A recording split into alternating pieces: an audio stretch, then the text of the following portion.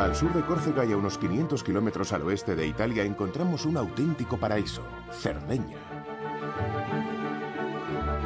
Tierra de historia, de civilizaciones desaparecidas y de leyendas paganas. Ya sea por su naturaleza, su gastronomía o su mar celeste, Cerdeña conquista el corazón de todos los viajeros.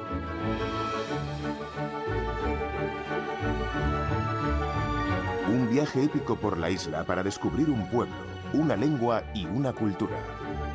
Lejos de las zonas turísticas lujosas, ofrece un seductor viaje alternativo para los viajeros más aventureros.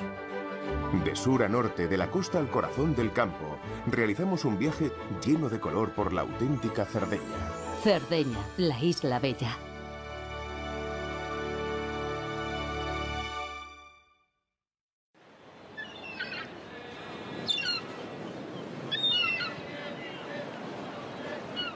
En mayo, los habitantes de la isla se reúnen en el centro de Cagliari, la capital sarda, para celebrar la fiesta de San Efisio.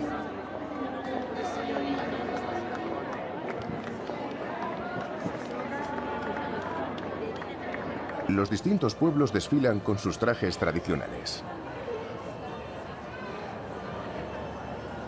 Según la leyenda, gracias a la intervención divina de San Efisio, mártir cristiano condenado a muerte por los romanos, el 1 de mayo de 1656 salvó a Cerdeña de la peste que ya había matado a la mitad de sus habitantes.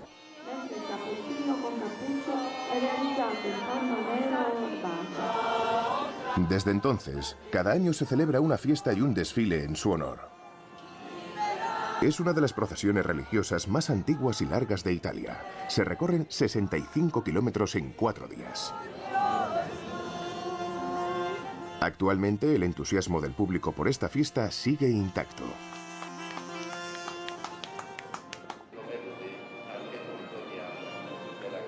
Los más fervientes se reúnen en la iglesia de San Efisio para ser los primeros, antes de que salga la imagen del mártir.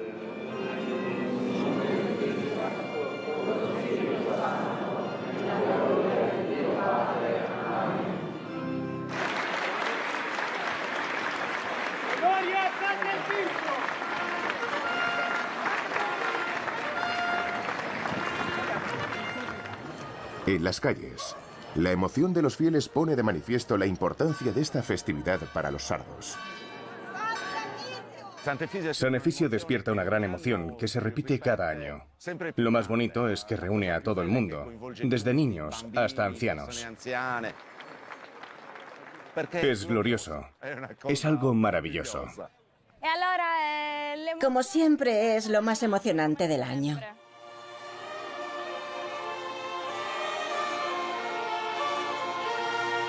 El sonido del launedas, el instrumento de viento tradicional, pone el acompañamiento musical a la procesión.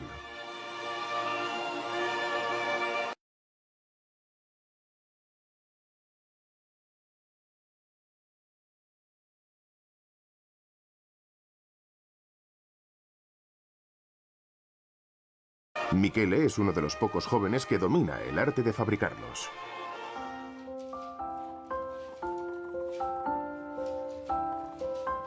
En su taller se cuenta la historia de este misterioso instrumento. Se inventó hace más de 3000 años. Y se dice que se utilizaba en rituales mágicos en África y Oriente Medio. Su aparición en Cerdeña se remonta a principios del siglo XIX. El sonido procede de un material vivo, la caña. Cada caña se comporta de manera diferente. Nunca sabes lo que va a salir de cada trozo de caña. Cuando hago uno, siempre espero que emita un sonido excepcional.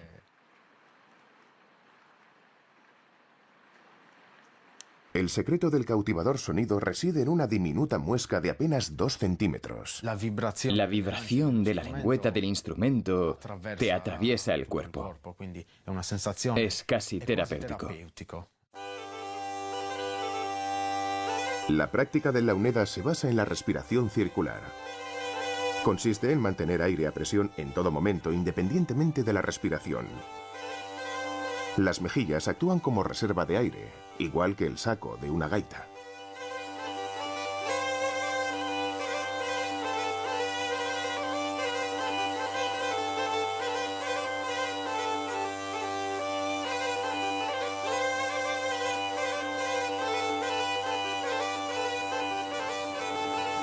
Cagliari cuenta su historia en cada rincón de la ciudad. Por aquí han pasado varias civilizaciones, desde la época romana hasta la España imperial de los Habsburgo. Incluso hay restos de presencia humana del Neolítico. En lo alto del centro histórico se encuentra Porta Cristina. Debe su nombre a María Cristina de Borbón dos Sicilias, reina de Cerdeña a principios del siglo XIX. Justo detrás, la Torre de San Pancracio, símbolo de la dominación pisana. Es la torre más alta de Cagliari y sirvió de bastión defensivo contra numerosos ataques genoveses, moriscos y árabes. Su puerta es una de las principales entradas al barrio fortificado de Castello. A 500 metros más al sur, en dirección al mar, se encuentra la Torre del Elefante, otra entrada histórica a la ciudadela. Se llama así por la estatua del paquidermo que preside su entrada.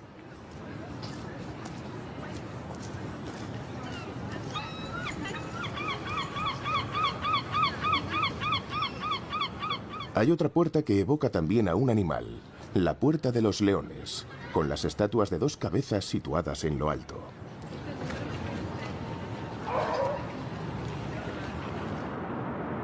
El bastión de San Remi, pequeña joya arquitectónica del siglo XIX, es otro de los edificios que no hay que perderse.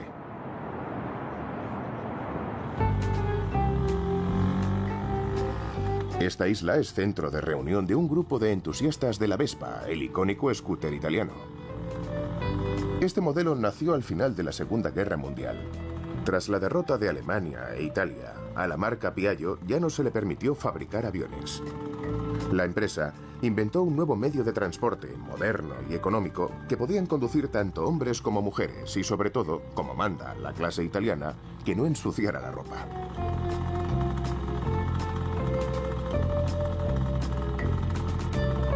Nació entonces la Vespa, avispa en italiano. Debe ese nombre al característico ruido de su motor. Rápidamente conquistó el corazón de los italianos. En menos de 10 años fue un éxito en todo el mundo. Se construyeron fábricas en toda Europa, Brasil e incluso la India.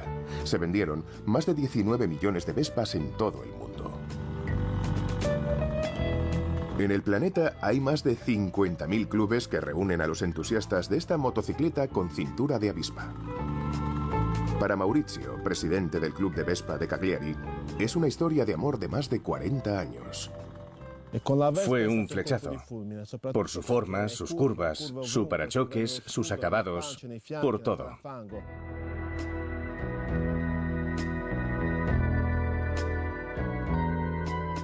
Cuando me subí por primera vez, tuve una sensación de libertad. Los conductores de Vespas siempre somos adolescentes. Recorrí 1000 kilómetros en 19 horas. Fue el viaje más loco que he hecho en un solo día.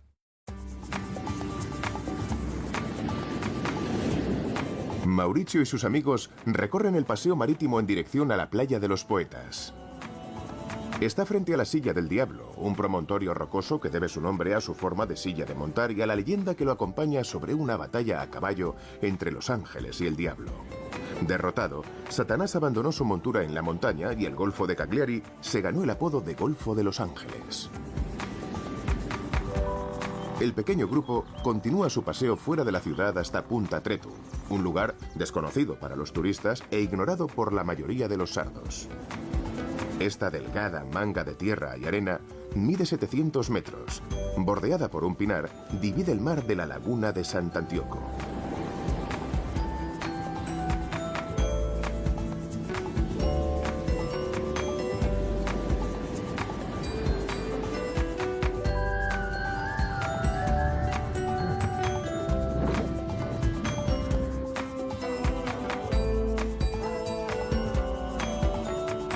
El viento sopla todo el año y en todas direcciones, lo que la convierte en el mejor sitio de toda Cerdeña para hacer kitesurf. A unos kilómetros en Portopino, el Leveche, un viento del sur cargado de yodo, cubre las viñas de uva cariñena. Esta variedad de uva típica de Cerdeña se cultiva en laderas orientadas al mar. Tiene un sabor intenso y aroma de moras. Ricardo es el enólogo que cuida las uvas en la cooperativa Sant'Adi. Soy hijo de viticultor. Crecí en los viñedos de Cariñena. Me viene de familia. Me siento un poco el responsable de guiar a la familia hacia el futuro, pero con la mirada puesta en el pasado, respetando las tradiciones y el terreno. Este terreno, compuesto de suelos arenosos, permitió que estas vides resistieran a la filoxera, un pulgón venido de América que arrasó las viñas europeas a finales del siglo XIX. En estas tierras hay variedades de uva centenarias que nos hablan del pasado y el presente de Cerdeña. El vino está en el corazón y en la sangre del pueblo sardo. La producción de vino en Cerdeña se remonta a hace 2.000 o 3.000 años. Es un patrimonio importante. Un néctar con una larga historia. Las excavaciones arqueológicas han revelado que el vino ya existía en Cerdeña más de 1000 años antes del reinado del primer emperador de Roma.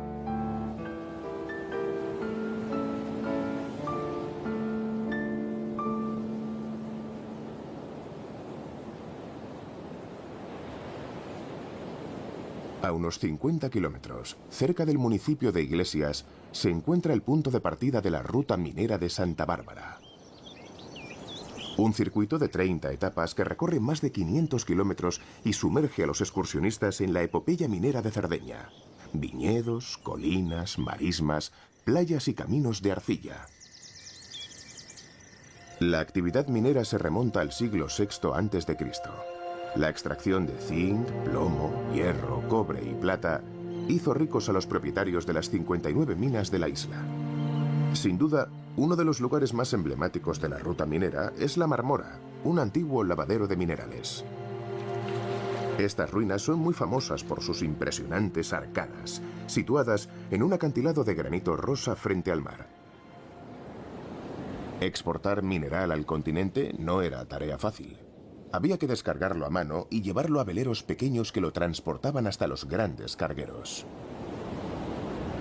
Los costes eran enormes y repercutían en la industria minera de Cerdeña. Pero a mediados del siglo XX, un ingeniero revolucionó el método de carga. La compañía minera belga Vieille Montagne pidió al ingeniero Cesare Becelli que diseñara un puerto donde el mineral pudiera pasar directamente de las vagonetas a los buques. Creó entonces Porto Flavia, una ingeniosa instalación excavada en la roca que llega directamente al mar, a una zona con profundidad suficiente para que los grandes barcos puedan fondear. Porto Flavia todavía se puede visitar.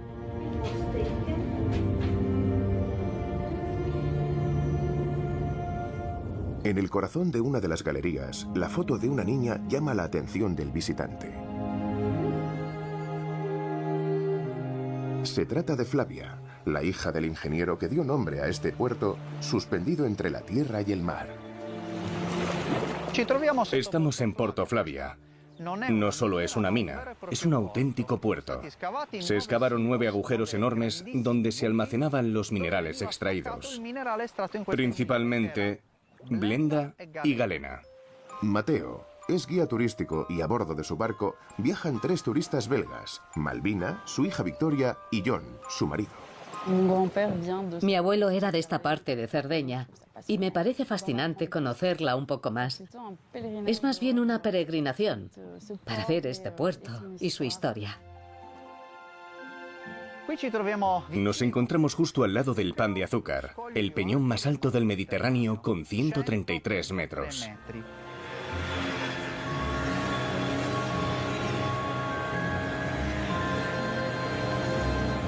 Mateo lleva a la pequeña familia a un lugar desconocido para el público en general. Mucho mejor que una visita en grupo a las cuevas más conocidas de Cerdeña. Van a disfrutar en privado de este auténtico tesoro.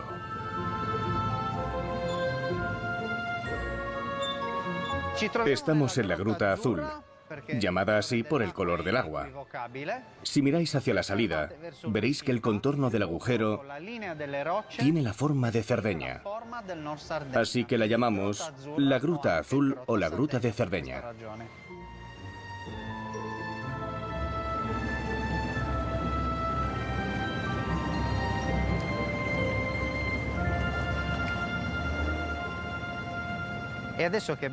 Ahora que habéis visto el Pan de Azúcar y Porto Flavia, os llevaré a una pequeña cala que es mi playa favorita. Se dirigen a Masua, una maravillosa cala con un solo chiringuito, que ofrece sus especialidades a los pocos turistas que conocen este lugar.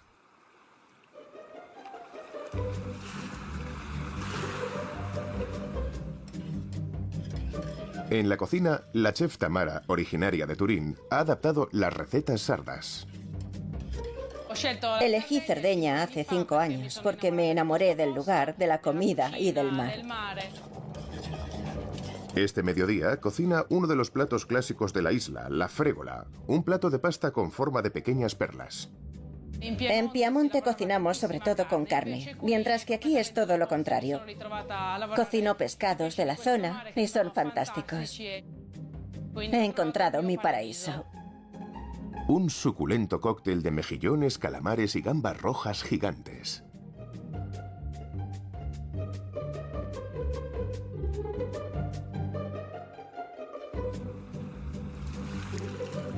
Más al norte, tierra adentro, varios pueblos poco conocidos nos deparan otras sorpresas.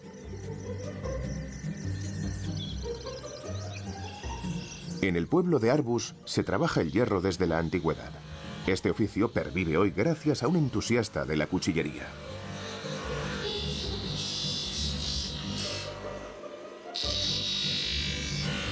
Paolo es un maestro cuchillero que aprendió de su padre. Lleva más de 60 años en este oficio. El cuchillo sardo forma parte de la identidad de esta isla. Todos los sardos llevan un cuchillo en el bolsillo, porque un cuchillo siempre es útil. Si no lo tienes, lo echas de menos. Se puede usar para limpiarte las uñas o lo que sea. Cortar pan y queso, picar carne para salchichas. ¿Cómo se apañaría un cazador sin un cuchillo? ¿O cómo se apañaría un pastor? Para nosotros no es algo peligroso, es un amigo que te ayuda en todo momento. Mi momento favorito es cuando pongo la virola en el mango.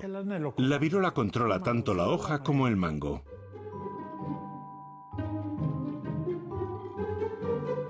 Cuando terminas tu cuchillo, respiras y dices: precioso.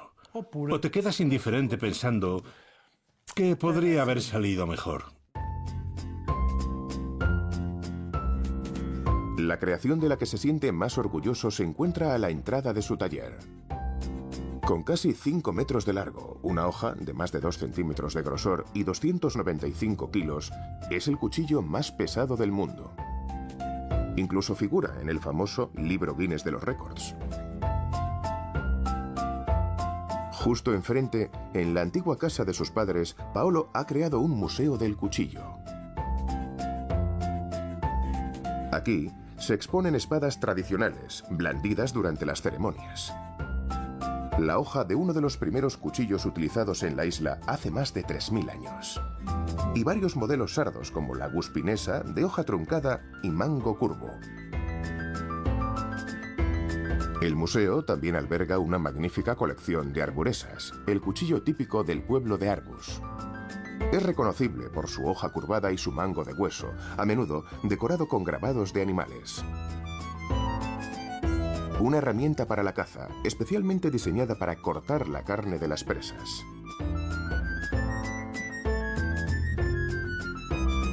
Algunas de estas navajas se encuentran también en los bolsillos de las mujeres. Los hombres regalan esta pequeña navaja a sus novias. La pinta cocoy es como un anillo de compromiso. Volviendo hacia el norte a la región de Oristano, hay que visitar el pueblo de Bosa. A orillas del río Temo, y con sus pintorescas fachadas de colorines, está considerado uno de los más bonitos de Italia. Los fenicios, antepasados de libaneses y sirios, construyeron Bosa en el siglo IX.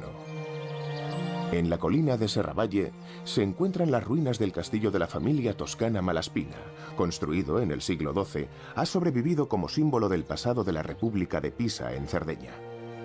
Justo debajo, el casco histórico Sacosta. Antaño habitado por las clases trabajadoras, quedó abandonado en el siglo pasado cuando sus residentes se mudaron a la costa. Ahora es un destino muy popular para los turistas. Bajando hacia el Temo, las callejuelas del barrio de Bossa Nuova resuenan con el alma de la identidad sarda. En el local de la coral polifónica de Bossa, 4 hombres están cantando una de las canciones más simbólicas del pueblo, Bossa resucitada.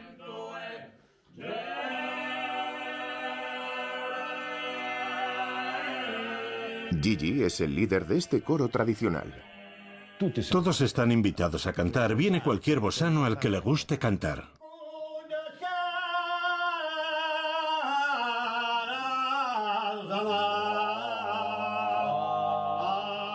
Ver a 4 generaciones cantando es muy bonito, pero sobre todo es importante. Lo hemos heredado y ahora lo transmitimos. La polifonía sarda está catalogada como Patrimonio Cultural Inmaterial por la UNESCO. No es solo patrimonio musical, sino también lingüístico. Cantamos nuestras canciones en sardo. No es un dialecto, es una lengua. Y estamos orgullosos de ella e intentamos conservarla. Cantar en Cerdeña es muy importante, porque valora y destaca la lengua sarda.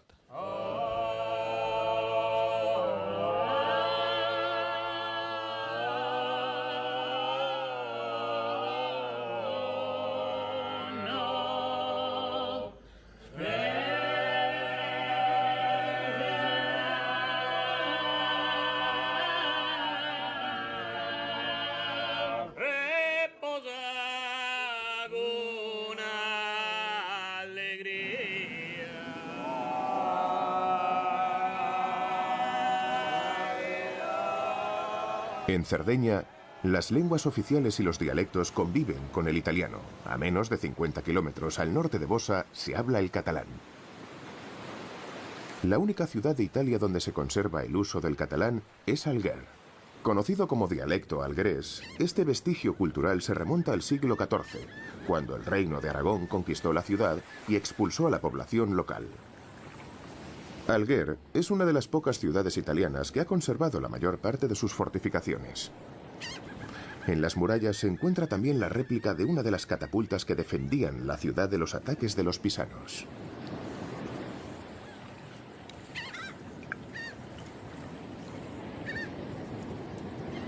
Esta es la Torre del Espero Real. Sus muros tienen un impresionante grosor de 6 metros. La torre simboliza el carácter de los algueros que la defendieron en el siglo XV de los ataques de las tropas del vizconde de Narbona. Desde el siglo XIX también se la llama Torre de Sulis, nombre inspirado en el revolucionario Vincenzo Sulis, que estuvo encarcelado allí durante 22 años. En la actualidad alberga exposiciones temporales.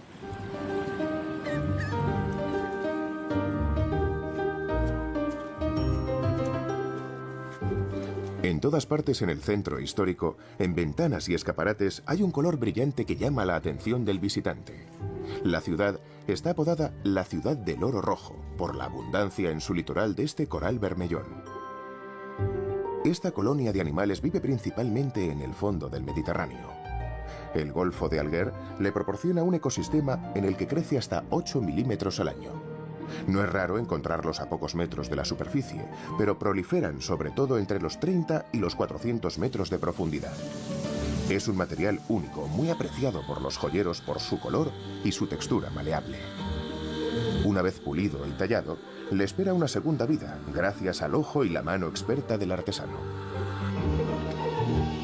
La familia Maroña fabrica joyas desde los años 50.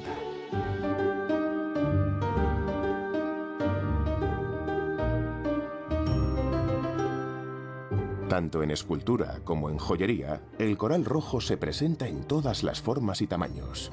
Este collar de perlas hecho a mano está valorado en más de 50.000 euros.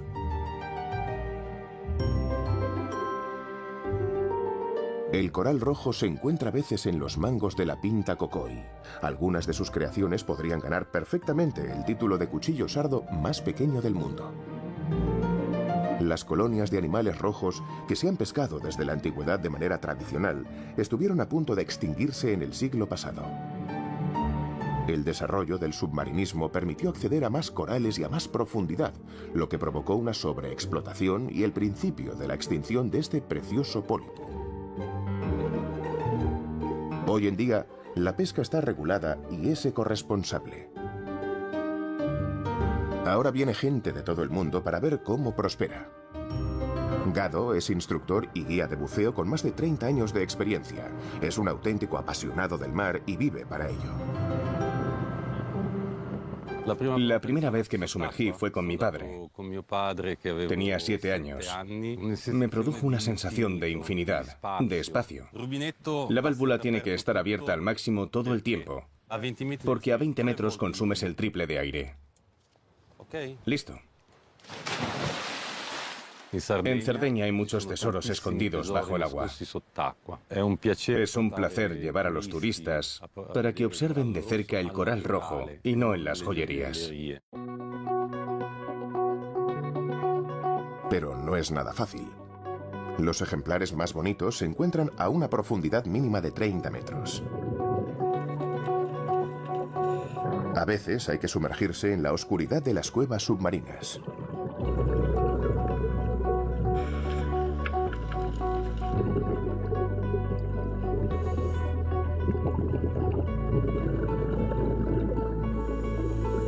Las colonias miden entre 5 y 20 centímetros. El esqueleto está formado por carbonato cálcico. En la parte superior crecen pólipos blancos. En aguas abiertas, si la fecundación es externa, los espermatozoides se encuentran con los óvulos, tras ser expulsados por los pólipos. El óvulo fecundado se adhiere a una roca y se convierte a su vez en pólipo.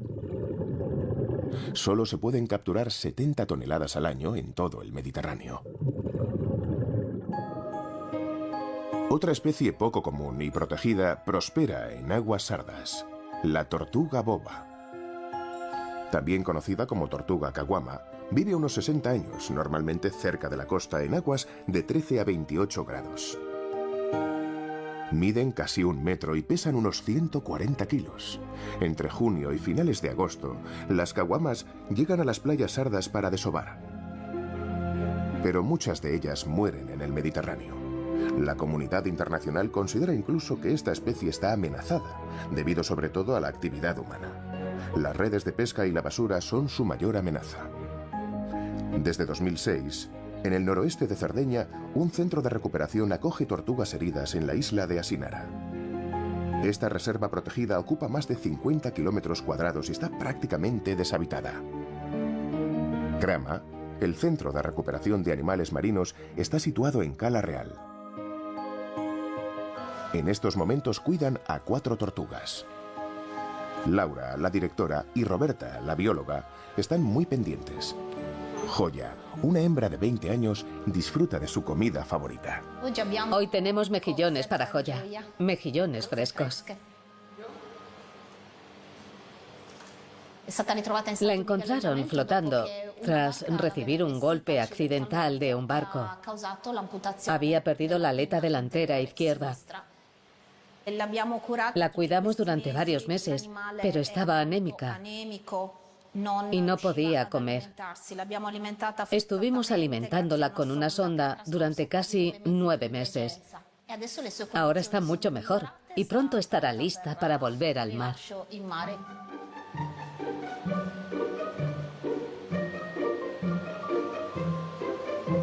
Las tortugas caguamas son carnívoras y se alimentan de gambas, huevos de peces, medusas, pulpos y otras muchas especies.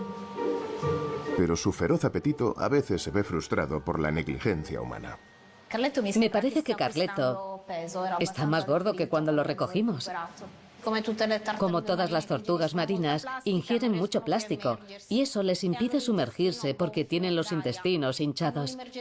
Al no poder sumergirse, queda condenada a morir de hambre si no la traemos al centro para tratarla. Bien alimentada y a salvo en su tanque, la tortuga ha evacuado más de 60 gramos de plástico en 2 meses. Carleto sale regularmente del agua para un reconocimiento rutinario. Laura y Roberta se aseguran de que el animal ha eliminado todos los contaminantes y que ha recuperado el peso suficiente para volver al Mediterráneo.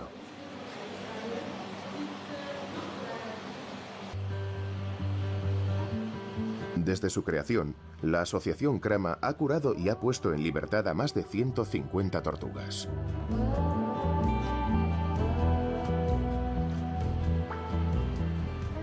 Esta actividad es muy costosa y el centro se financia en parte cobrando a los turistas por las visitas. Es una oportunidad para sensibilizar a los visitantes con una exposición sobre la necesidad de proteger la flora y la fauna. Vienen a pasar el día, pero no pueden quedarse a dormir en la isla. La pueden recorrer a pie, en bicicleta o en pequeños vehículos.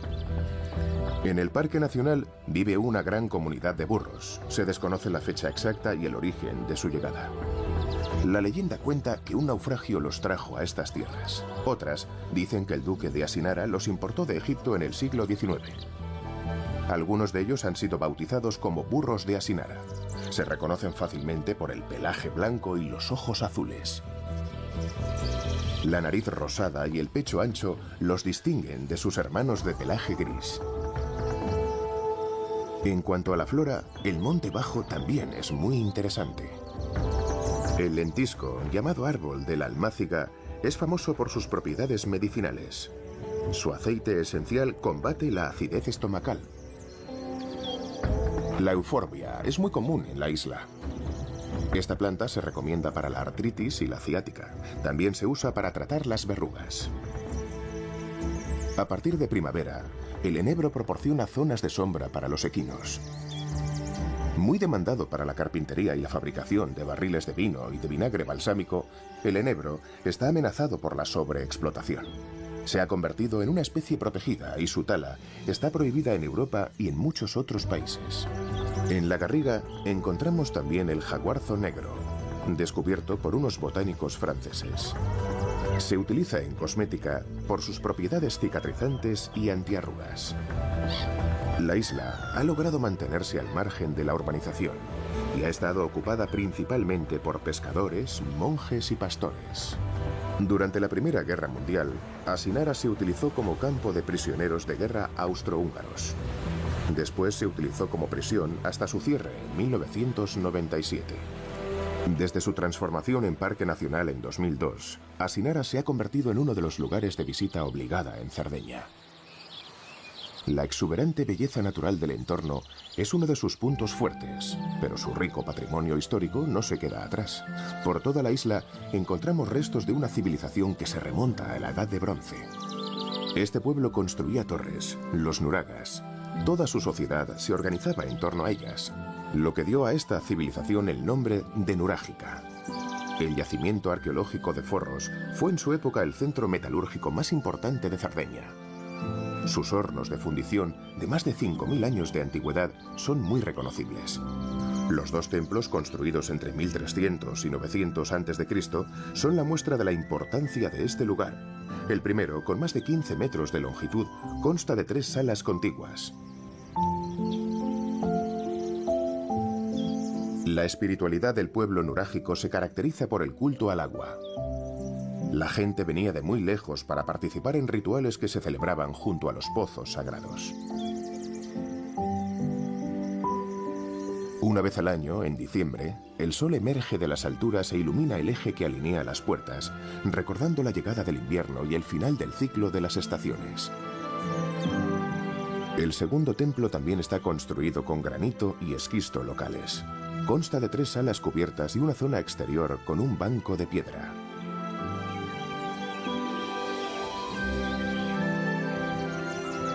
Las viviendas, conocidas como ínsulas, se asemejaban a pequeñas cabañas redondas. Se cree que sus tejados eran de paja o de pizarra. Esta tiene 12 habitaciones con una vista fabulosa sobre el valle. Los nurágicos enterraban a sus muertos en estructuras funerarias conocidas como tumbas de gigantes. Deben su nombre a su parecido con las tumbas actuales, pero son 20 metros más largas.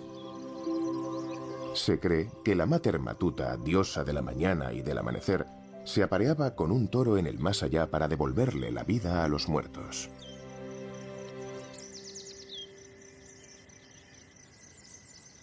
En Cerdeña se han descubierto más de 300 tumbas de gigantes. Esta se encuentra cerca de Orgósolo, un pueblo que se hizo famoso por su activismo. A finales de los años 60, este pequeño pueblo se convirtió en el símbolo de la protesta política en Cerdeña. Todo empezó cuando el ejército italiano requisó tierras para hacer maniobras militares. Pastores, agricultores y aldeanos se opusieron y ocuparon las tierras. El antimilitarismo se extendió por los muros de Orgósolo en forma de pintadas y frescos artísticos. Tras la victoria de los locales sobre el ejército, el ideal comunista y sus héroes quedaron inmortalizados. Se fomentaba la revuelta obrera y la ocupación de las fábricas. Esta idea de protesta pictórica se extendió a muchos otros pueblos sardos. Todos competían en creatividad para transmitir su mensaje. Aquí se honra la memoria del juez Falcone, asesinado por la mafia. Con el paso del tiempo, los murales dejaron de estar tan politizados y pasaron a narrar la vida cotidiana de los habitantes.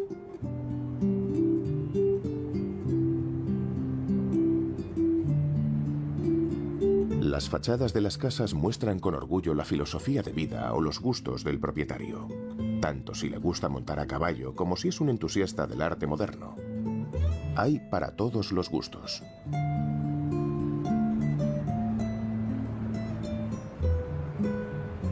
En la actualidad, hay más de 300 murales, lo que convierte a Orgósolo en un museo al aire libre. Hay obras de arte por todas partes, como este cuadro de inspiración escandinava.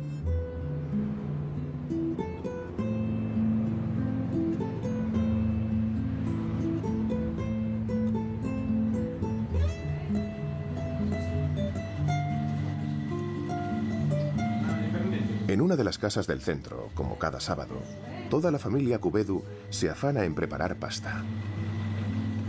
Es tradición hacerla en familia. Lo hacemos para reunirnos todos, hijos, sobrinos, abuela, madre. En Italia hay más de 300 variedades de pasta, con más de 1200 nombres diferentes. En Cerdeña, cada pueblo tiene su propia receta. El tipo de pasta que hacemos se llama sosulurgiones. Los rellenamos con sal, huevos, acelgas y queso de cabra. Los raviolis más conocidos de la isla, los culurgiones, proceden precisamente de esta región. Se rellenan con patata, menta y queso.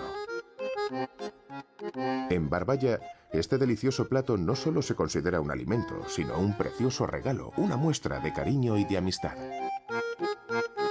En la cultura sarda, los culurgiones se consideran amuletos que protegen a la familia de la mala suerte. La forma típica de cerrarlos tiene un nombre: saspiguita. Aunque para hacer pasta lo único necesario es harina, sal y agua, para algunos tipos se necesita un ingrediente muy especial: la destreza. Es el caso del filindeu, una pasta seca que se utiliza sobre todo para adornar la sopa de cordero típica de la región. Es la pasta más rara del mundo, porque solo se hace a mano. El secreto para su elaboración está muy bien guardado y solo unos pocos iniciados son capaces de hacerla. Se trata de ir estirando la pasta para formar filamentos finísimos. Llega a venderse a 150 € el kilo. El filindeu, que significa hijo de Dios en sardo, figura incluso en la lista de Patrimonio Inmaterial de la UNESCO. Ana es una apasionada del filindeu. Aprendió por su cuenta a dominar este arte. Tardé casi un año en aprender a tirar del hilo correctamente. Porque es una técnica muy difícil, pero fascinante. Cuando conseguí pillarle el truco, me sentí como una niña en una juguetería. Desde hace 6 años, Ana tira de los hilos hasta conseguir exactamente 256. Los coloca en 3 capas sobre una bandeja circular de mimbre y luego los deja secar al sol durante varias horas. Comparte su pasión por el filindeu en las redes sociales.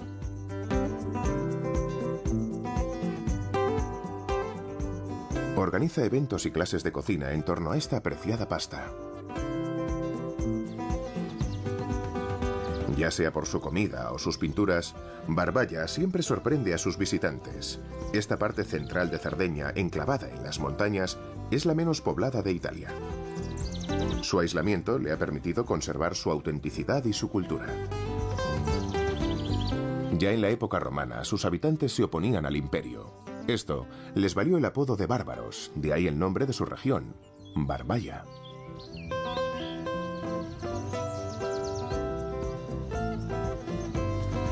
En Mamollada, Francesco y Sergio se preparan en los jardines del Centro Cultural para el desfile de los mamutones.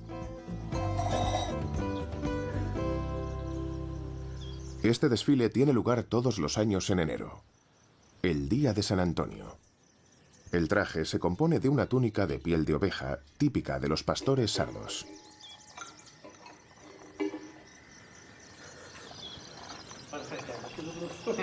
En la espalda y el torso llevan un conjunto de cencerros de diferentes tamaños que suenan al ritmo de cada sacudida.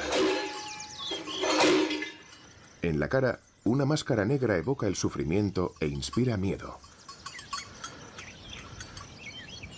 La máscara blanca del pastor, más neutra, expresa autoridad.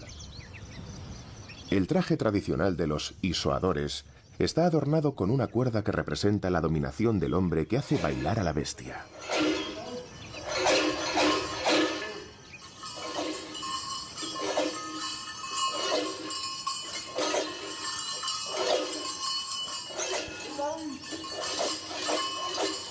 No se conocen bien los orígenes de este folclore. Algunos creen que este desfile de máscaras tiene 5000 años de antigüedad y que está vinculado con el culto a las aguas del pueblo nurágico. Otros creen que el desfile celebra la victoria de los pastores de Barballa sobre los invasores sarracenos en el siglo IX.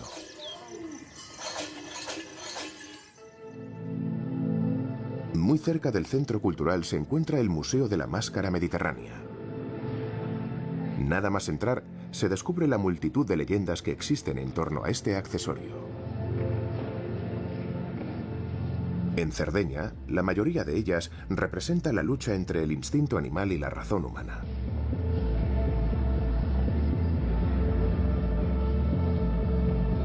Estos son los personajes del carnaval del pueblo de Otana. Boe, un buey revoltoso, y su pastor, Merdules, que intenta controlarlo.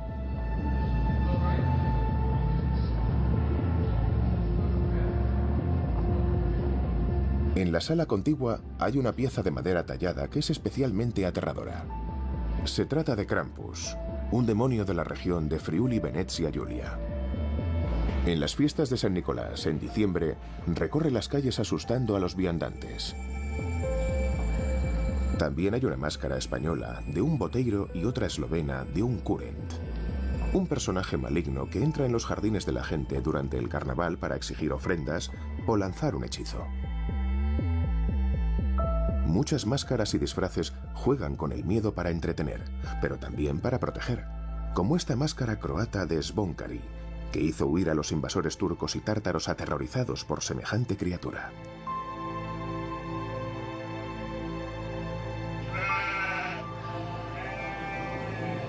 El ganado está muy representado en el folclore sardo porque el pastoreo siempre ha formado parte de la cultura local.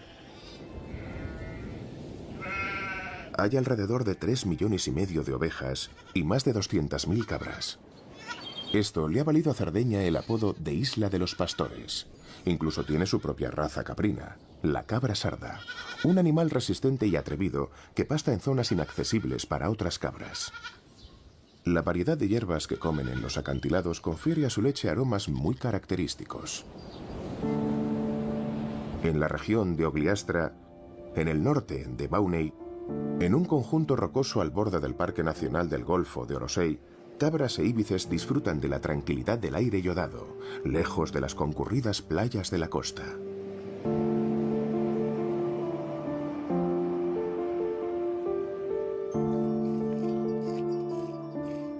A finales del siglo pasado, el oficio de pastor ya no atraía a las nuevas generaciones porque era muy duro y estaba lejos de las grandes ciudades. Pero en los últimos años la tendencia es volver al campo. David se crió en el pueblo y tras varios años trabajando en la ciudad, lejos de su familia, tomó la decisión de volver al campo. Todas las mañanas poco antes de las 5, ordeña las cabras con su padre. Es un momento de comunión que no cambiaría por nada del mundo. He vuelto al campo porque lo nuestro siempre ha sido el mundo agropecuario. Necesitaba las cosas sencillas de la vida que nos ofrece la naturaleza. Una vez extraída la leche, David y su padre la transforman en caprino, el queso local.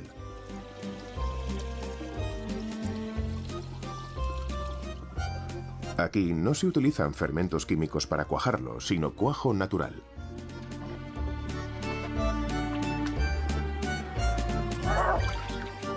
La mezcla se escurre y se prensa a 4 manos.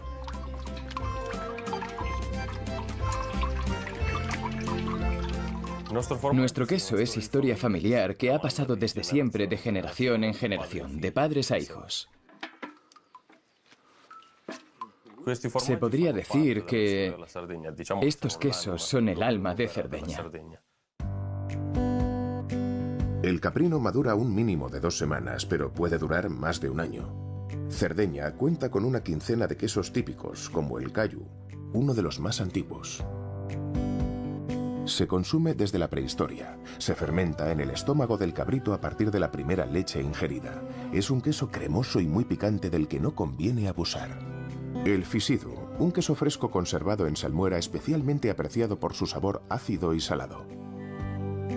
En la cabaña tradicional de los pastores con techo de madera de enebro, David prepara ricota de cabra.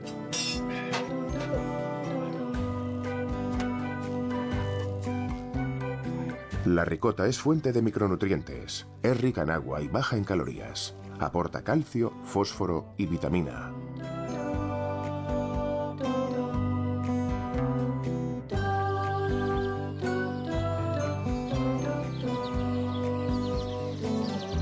Este esforzado estilo de vida sano, en armonía con el sol y en contacto con los elementos de la naturaleza, confiere a sus habitantes una longevidad extraordinaria.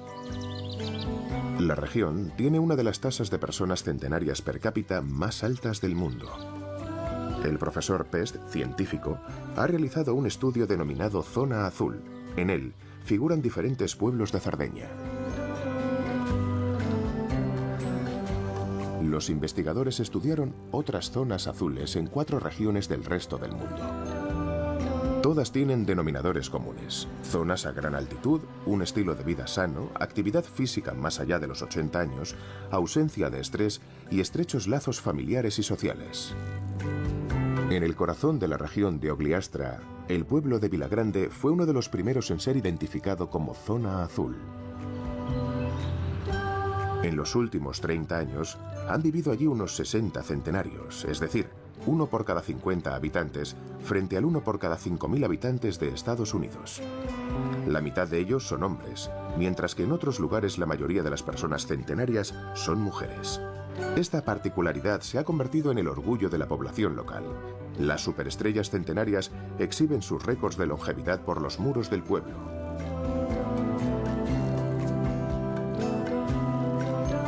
En esta casita con el baño y el dormitorio en el piso de arriba, vive una jovencita de 99 años que tiene todas las papeletas para inscribir su nombre en las paredes del centro del pueblo.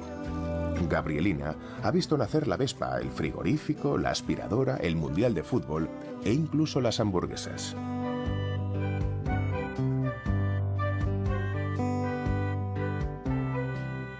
Hola. ¿Cómo estás? Bien.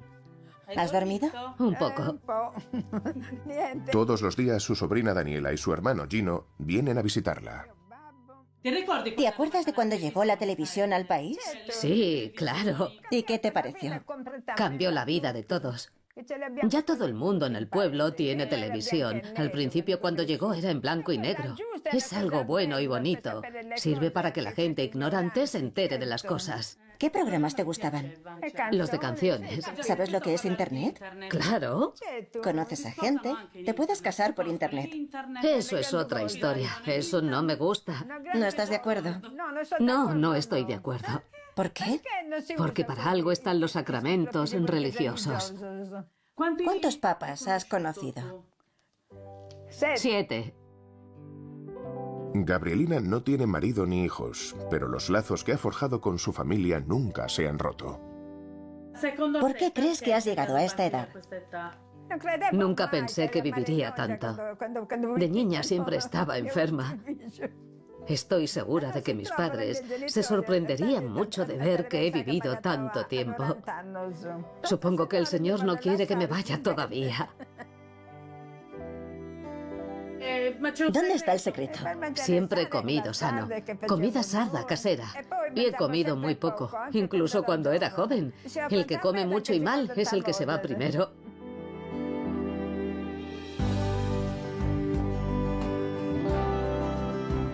Con estas sabias palabras concluye nuestro viaje por Cerdeña.